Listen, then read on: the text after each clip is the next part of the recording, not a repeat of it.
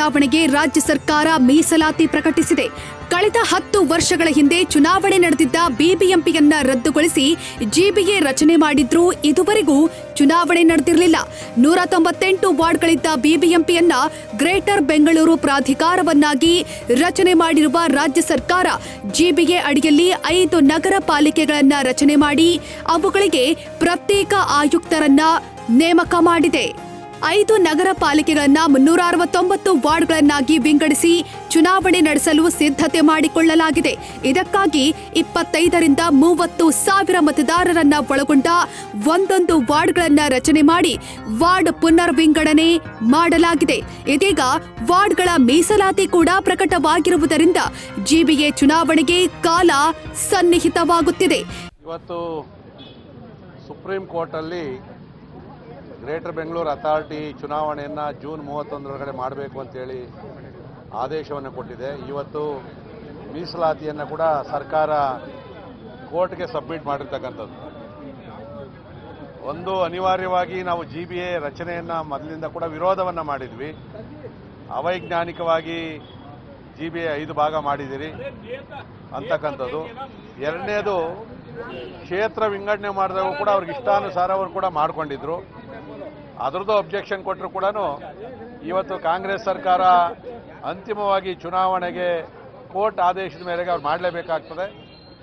ನಾವಂತೂ ಚುನಾವಣೆಗೆ ಯಾವತ್ತೂ ಕೂಡ ಜಿಬಿಎ ಚುನಾವಣೆಗೆ ರಾಜ್ಯ ಸರ್ಕಾರ ಜನವರಿ 9ರ ಒಳಗೆ ಮೀಸಲಾತಿ ಪ್ರಕಟಿಸಿ ಅದನ್ನ ನ್ಯಾಯಾಲಯಕ್ಕೆ ಕೊಡಬೇಕು ಅಂತ ಸುಪ್ರೀಂ ಕೋರ್ಟ್ ಪೀಠ ಸೂಚನೆ ಕೊಟ್ಟು ವಿಚಾರಣೆಯನ್ನ ಜನವರಿ 12ಕ್ಕೆ ಮುಂದೂಡಿತ್ತು.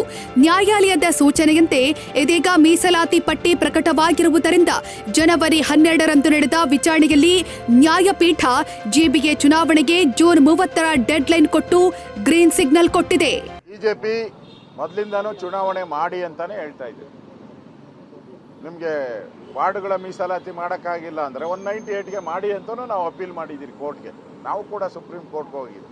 ಆದರೆ ಈಗೆಲ್ಲ ವಾರ್ಡ್ಗಳು ಇವೆಲ್ಲ ಕ್ಯಾಟಗರಿ ಎಲ್ಲ ಮಾಡಿರೋದ್ರಿಂದ ಬೇಗ ಚುನಾವಣೆ ಮಾಡಿ ನಾವು ರೆಡಿ ಇದ್ದೀರಿ. ಈ ಚುನಾವಣೆ ಗೆಲ್ಲಕ್ಕೆ ರಾಜ್ಯದಲ್ಲಿ ಕಾಂಗ್ರೆಸ್ ಮಾಡಿರೋಂಥ ಗುಂಡಿಗಳೇ ಸಾಕು.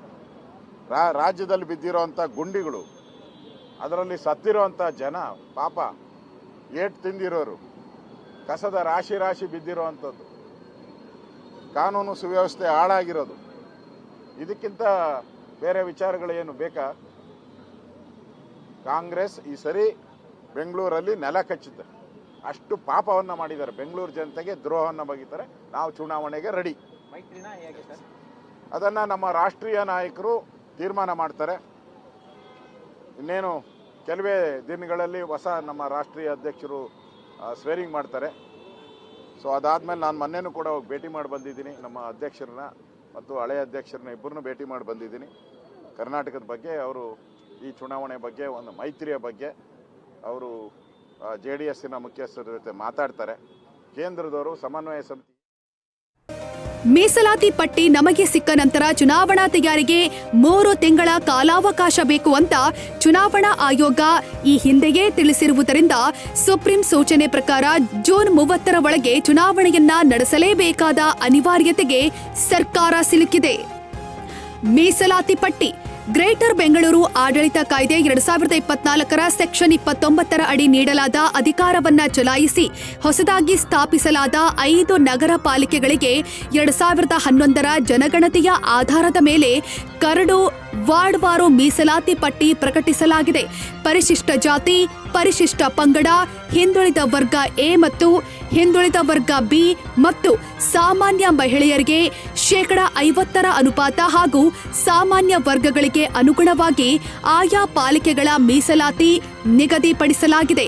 5 ಪಾಲಿಕೆಗಳ ವಾರ್ಡ್ವಾರು ಮೀಸಲಾತಿಯಿಂದ ಅಸಮಾಧಾನಗೊಂಡ ವ್ಯಕ್ತಿಗಳು ತಮ್ಮ ಆಕ್ಷೇಪಣೆಗಳನ್ನು 15 ದಿನಗಳಲ್ಲಿ ಸಲ್ಲಿಸಲು ಅವಕಾಶ ಕೊಡಲಾಗಿದೆ. ಅವಧಿಯೊಳಗೆ ಸ್ವೀಕರಿಸಿದ ಆಕ್ಷೇಪಣೆಗಳು ಮತ್ತು ಸಲಹೆಗಳನ್ನು ಪರಿಗಣಿಸಿ ಅಂತಿಮ ಮೀಸಲಾತಿ ಪಟ್ಟಿ ತಯಾರಾಗಲಿದೆ.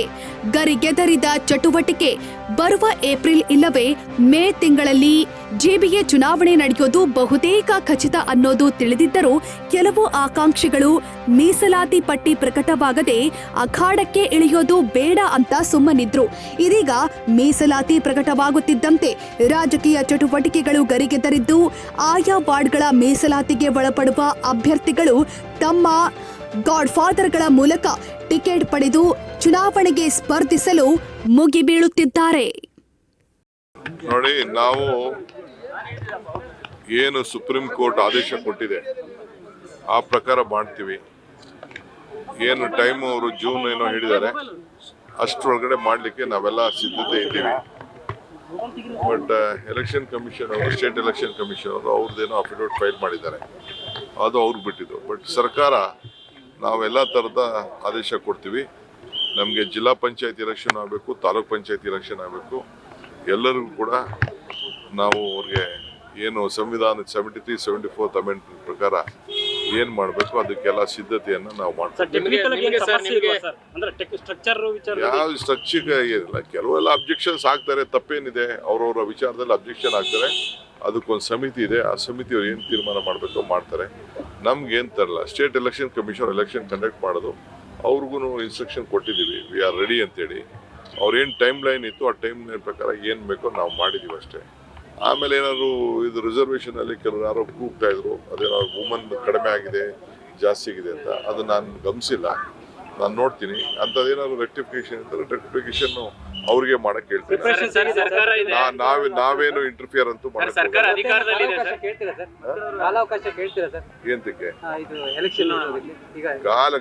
ಇಲ್ಲ ನಾವು ಕಾಲ ಸರ್ಕಾರ ಇದೆ, ತಾವು ಬೆಂಗಳೂರು ಡೆವಲಪ್ಮೆಂಟ್ ಮಿನಿಸ್ಟರ್, ನಿಮಗೆ ಚಾಲೆಂಜ್ ಇದೆ ಸರ್ ಈ ಸರಿ ಎಲೆಕ್ಷನ್? ಏನ್ ಚಾಲೆಂಜ್ ಇದೆ? ನನ್ನ ಡ್ಯೂಟಿ ಎಲೆಕ್ಷನ್ ಮಾಡೋದು, ನನ್ನ ಡ್ಯೂಟಿ ಕಾರ್ಯಕರ್ತರಿಗೆ ಅಧಿಕಾರ ಕೊಡೋದು, ಹೊಸ ನಾಯಕರುಗಳನ್ನ ತಯಾರು ಮಾಡ್ತಾ ಇದ್ದೀವಿ. ಇದೇ ನಮ್ಮ ಡ್ಯೂಟಿ. ಚುನಾವಣೆಯಲ್ಲಿ ಎಲ್ಲರಿಗೂ ನಮಗೆ ಕಾನ್ಫಿಡೆನ್ಸ್ ಇದೆ, ನಾವು ಮಾಡಿರುವಂಥ ಕೆಲಸಕ್ಕೆ, ನಾವು ಕೊಟ್ಟಿರುವಂಥ ಗ್ಯಾರಂಟಿಗೆ ಬೆಂಗಳೂರನ್ನ ಬದಲಾವಣೆ ಮಾಡ್ತಾ ಇದ್ದೀವಿ. ಇದೆಲ್ಲ ಕೂಡ ನನಗೆ ಗ್ಯಾರಂಟಿ ಇದೆ. ಜನ ನನಗೆ ವಿಶ್ವಾಸ ಕೊಡ್ತಾರೆ, ನಾವು 5 ಕಾರ್ಪೊರೇಷನ್ ಗೆಲ್ತೀವಿ. ಬಿಜೆಪಿ ಜೆಡಿಎಸ್ ಫ್ರೆಂಡ್ಲಿ ಫೈಟ್ ಅಂತ ಹೇಳ್ತಾರೆ. ಅವ್ರು ಏನ್ ಬೇಕಾದ್ರು ಮಾಡ್ಕೊಳ್ಳಿ, ಜೊತೆ ಯಾರು ಇರ್ಲಿ, ಬೇರೆ ಯಾರು ಮಾಡ್ಕೊಳ್ಳಿ, ಏನ್ ಬೇಕಾದ್ರು ಮಾಡ್ಕೊಳ್ಳಿ. ನಮ್ಗೆ ಒಂದೇನಾದ್ರೆ ನನ್ನ ಅಭಿಪ್ರಾಯ, ಒನ್ಸ್ ಫಾರ್ ಆಲ್ ಅವರಿಬ್ರು ಜೊತೆ ಒಟ್ಟಿಗೆ ಫೈಟ್ ಪಾರ್ಲಿಮೆಂಟ್ ಅಲ್ಲಿ ಹೆಂಗ್ ಮಾಡಿದ್ರು ಹಂಗೆ ಅಸೆಂಬ್ಲಿ ಇದು ಎಲ್ಲ ಮಾಡ್ಬಿಟ್ರೆ ನಮ್ಗೆ ಒಳ್ಳೇದು. Straight fight is more important.